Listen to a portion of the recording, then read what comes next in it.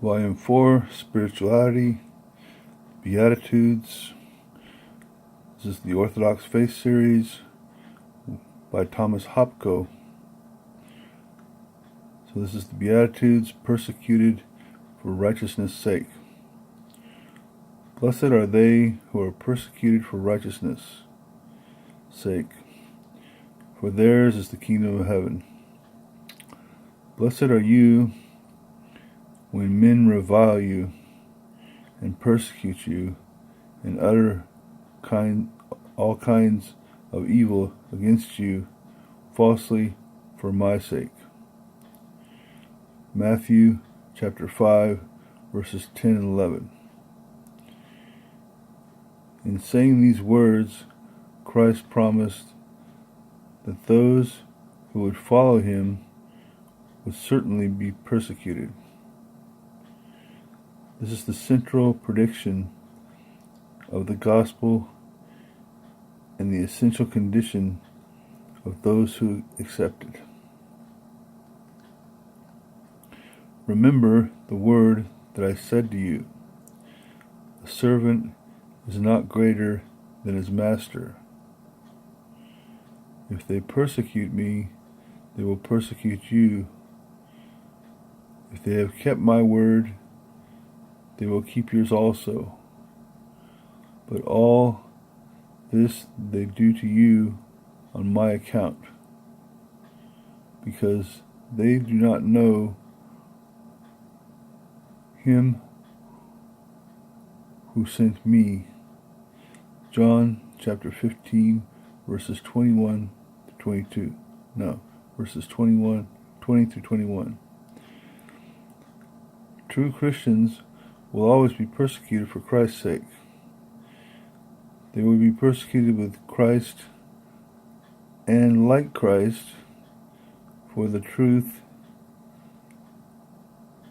they speak and the good they do. The persecutions may not always be physical, but they will be spiritual and psychological.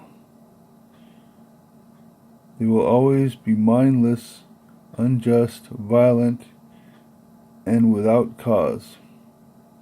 Psalms chapter 69, verse 4, John chapter 15, verse 25.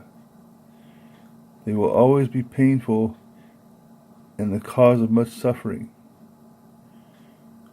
For indeed, all those who desire to live a godly life in Jesus Christ will be persecuted. 2 Timothy chapter 3, verse 12.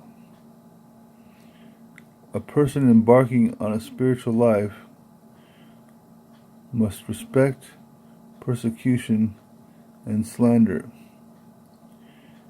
He must be wary, however, of any false persecution complex, and must be absolutely certain that the suffering he meets is solely for righteousness' sake, and not because of his own weakness and sins. The apostolic scripture makes this precise warning. For one is approved if, mindful of God, he endures pain while suffering unjustly. For what credit it is if when you do wrong and you are beaten for it, you take it patiently. But if when you do right and suffer for it, and you take it patiently, you have God's approval.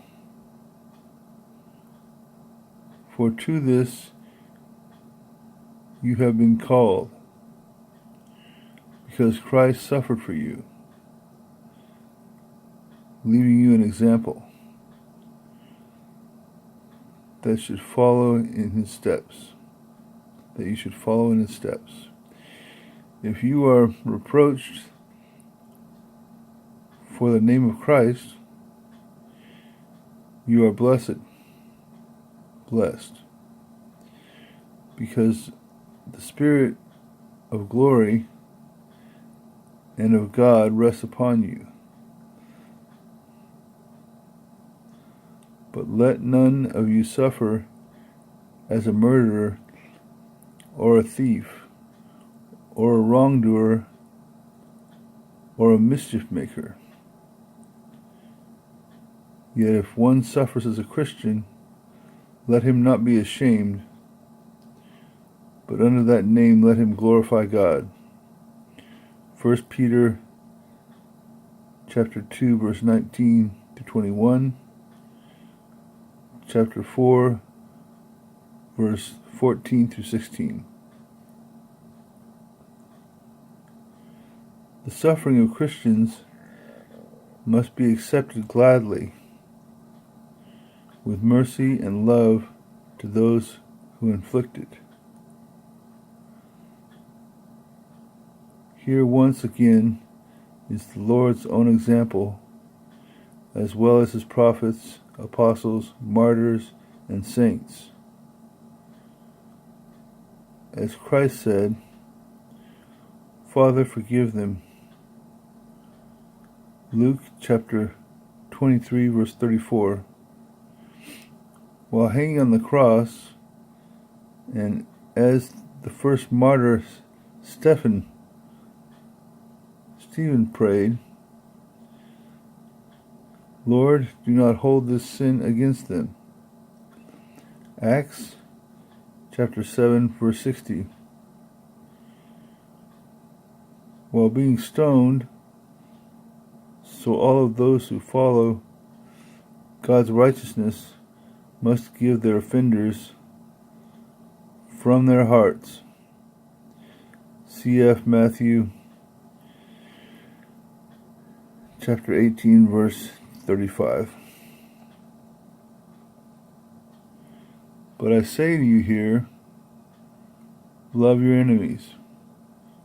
Do good to those who hate you. Bless those who curse you. Pray for those who abuse you. To him who strikes you on the cheek, offer the other also. And from him who takes away your cloak, do not withhold your cloak as well. Love your enemies and do good, and give, expecting nothing in return, and your reward will be great, and you will be sons of the Most High, for he is the kind to be ungrateful and selfish.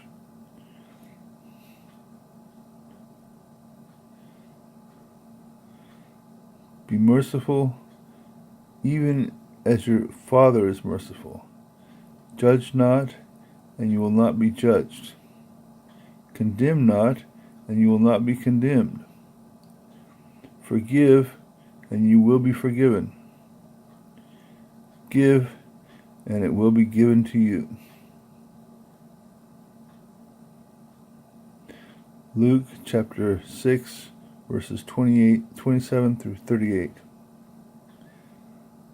The generous and loving forgiveness of the persecuted for the persecutors is an essential condition of the spiritual life. Without it, all suffering for righteous sake is in vain and does not lead to the kingdom of heaven.